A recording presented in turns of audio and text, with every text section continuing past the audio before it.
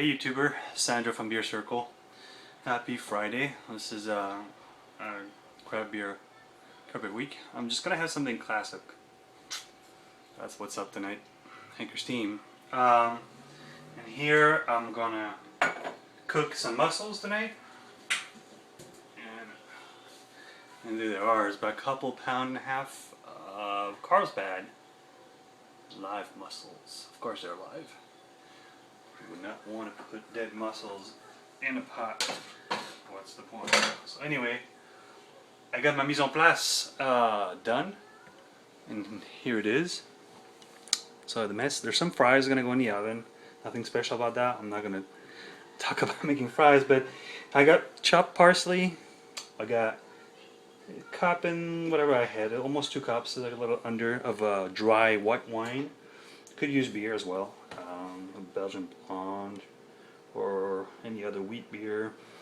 There's a little bit of pimenton, which is the dulce, the sweet one, so it's smoky and sweet, and a little bit of saffron, if you can see that in there. A couple of pieces of saffron, which most people don't know what it is. It's the little inside part of the flowers. I don't know, I forgot the name. Well, a couple of cloves of garlic minced, some half an onion minced, some white pepper. I like white pepper versus black pepper. It has a little bit more of a punch to it, and it also doesn't stand out in the dish color-wise. It's not important that, but it's just it's actually more peppery in my opinion. I don't know. I'm saying something totally outrageous here, but it's more peppery to me, and it has like a nicer. Let me adjust this camera properly. Lighter color, which blends in everything. It's just an aesthetic thing as well, but definitely the flavor I think is well suited, and it has like a smoother, peppery kind of like flavor to it. So here it is. I got a pot here with some, about 1.5 inches of water with a little basket inside with a strainer. Starting to heat eventually. Very close to homebrew day here. I had a little like a deep skillet, whatever the name is in English. This thing, where I'm gonna take care of all the ingredients as the mussels are steaming, and then we'll be incorporating the mussels with all of that. So I'm gonna crack a beer open, and I'll see you in a little bit. So I'm back. I got a drink for myself, and it's time to crank it. So I'm gonna turn the heat on this bad boy here. I'm gonna put my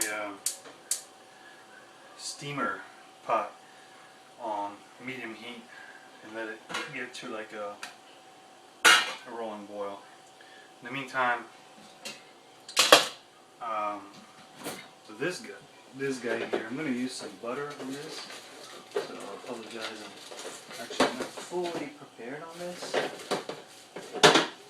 Sort of prepared. I got an unsalted European style like butter. Forgot to mix this, but unsalted is definitely my preference. It's not sweet. Some people think it's sweet because it's unsalted. It's not sweet. There, whatever that is, a couple ounces. And we're gonna let that slowly. I'm like medium heat. You don't want to brown this. That's not what we're trying to do. Just kind of like melt it slowly. And there's gonna be some stuff going in that pretty quickly. I should realize I don't have all my ingredients ready. So if you're watching early episodes, a friend of mine from Oregon, Eric, sent me some goodness from a charcuterie place in Oregon. I should probably link that. Some beautiful bacon slabs. Just you can see the difference. I mean, the stuff you get at the store, most of the time, it just doesn't look like this. Look at this. This marbling of the fat, and just the quality of the cut. So I'm going to chop one piece of, maybe 2. I don't want to overdo. Again, I don't want to overdo this. It's all about garlic, white wine, fish broth, mussels. We have more unsalted butter here if needed. I'm going to lower this a little bit. And I don't want to overdo it. It's not the point of this. Is not a bacon dish. You want to enhance frame here. You want to enhance the dish, not overpower. So I think one slice, actually, believe it or not, you can dump the whole package in there, and then it's like bacon mussels, you know, or mussels with a hint of, bacon with a hint of mussels, which is not the point. So just a little bit to impart some flavors. There it is. And I'd like to be ready for this. I'm totally never filmed anything food related, and so I apologize for this very unprofessional. I'm not doing this to be professional, but I think it's an interesting. There you go. I'm just gonna hurry up with this. I want a brown bottom boom with the onions. Right, turn that kind of on the lower side. And the mise en place is a fancy French word for just get your stuff ready, pretty much. Get your stuff ready, because dishes like this gotta be taken care of in a specific time matter. So here's the, wait, it's a little too low. Here's that. Okay, this is boiling. I'm gonna turn low. I'm gonna time this correctly. I'm not gonna steam the mussels too early. So I'm just going to cook and cook the onions until they're transparent.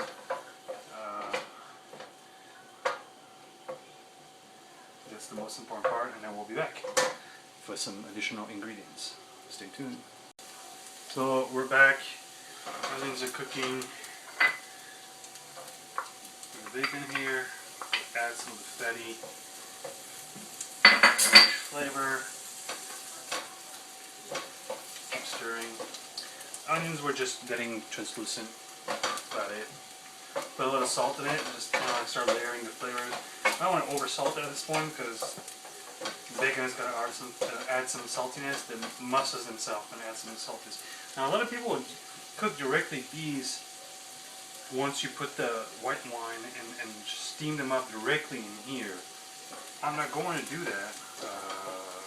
It's a very good way to do it. And they're pretty clean, these mussels, but sometimes they have,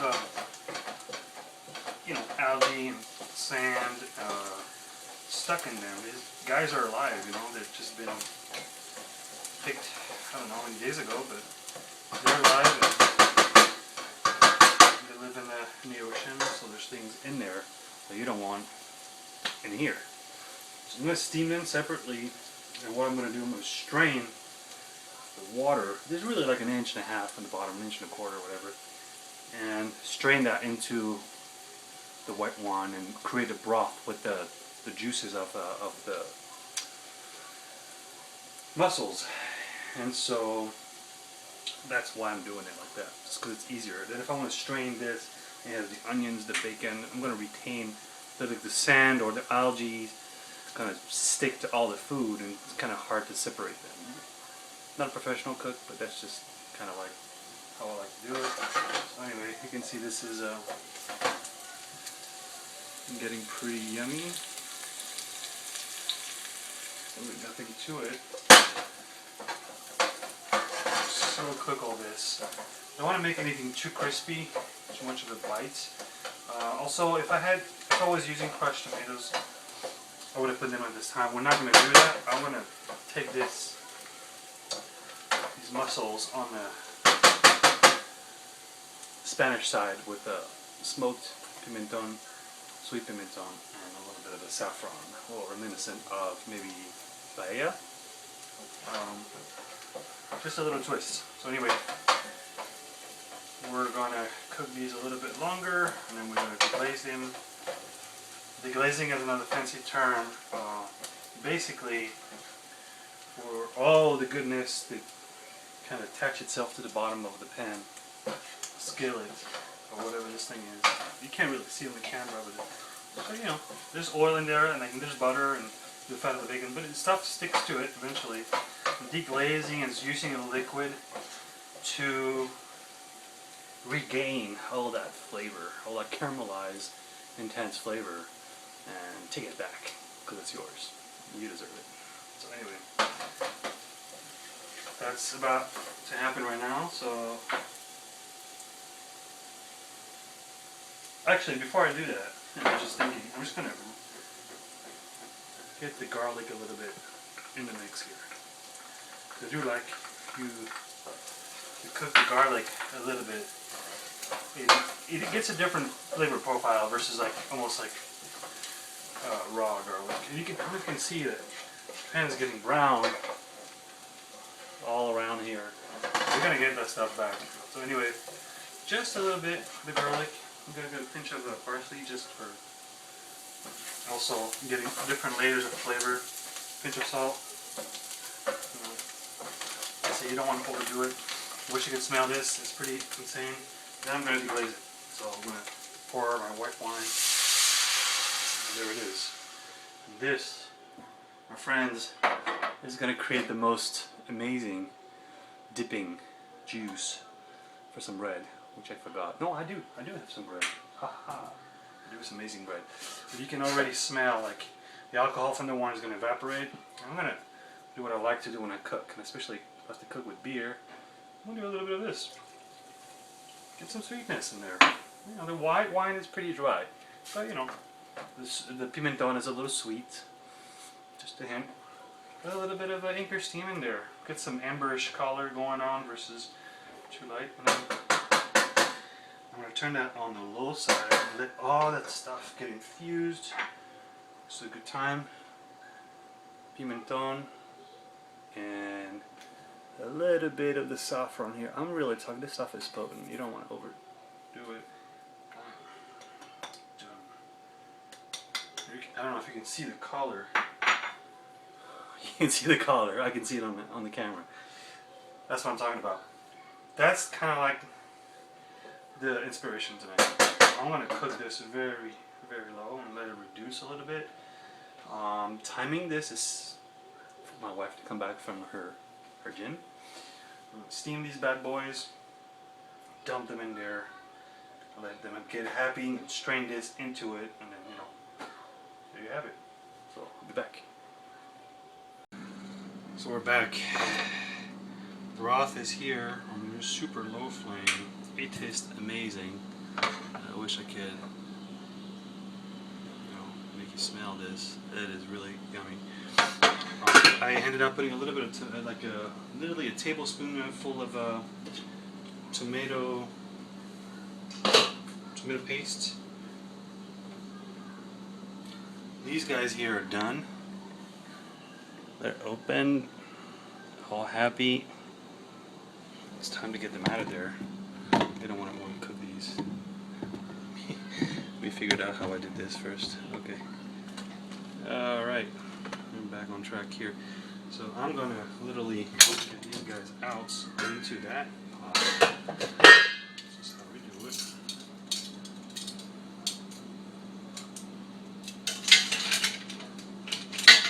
Sure, there's better ways to do this, but that's the only one I can think of. Actually, this is not a good one. Let me rephrase this. This is a terrible one. Okay, these ones are falling off there. Soak up the juices. This is not the best idea, I can tell.